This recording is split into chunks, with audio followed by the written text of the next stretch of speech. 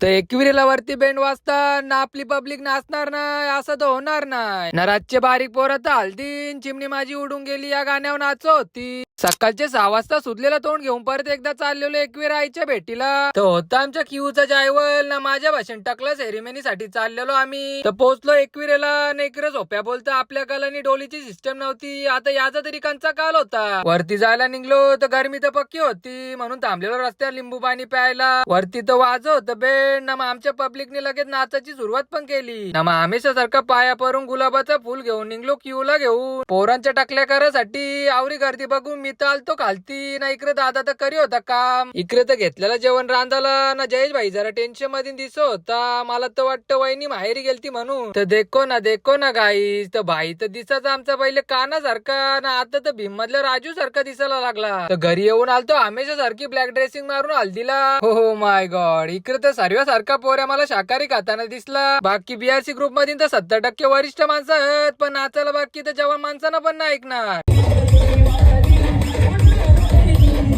आता या बारीक पोरांच्या कंच्या चिमण्या उडून गेल्या. आता याचा शोध तर मलाच घ्यायला लागल. चिमण्या उड्यापर्यंत ठीक होतं पण आता हे झोपून कांचा डान्स करताय ना. मग शर्तींचं गाणी लागल्यावर पारच भाईला जोश येणार नाही असं तर होणार नाही. आता तुम्ही मला एकदा कमेंट मध्ये सांगा या दादाचा डान्स कसा होत्या ना. मग करता इथंच गौरव पाटीलच्या गोड स्माइल बरोबर ब्लॉगला एंड.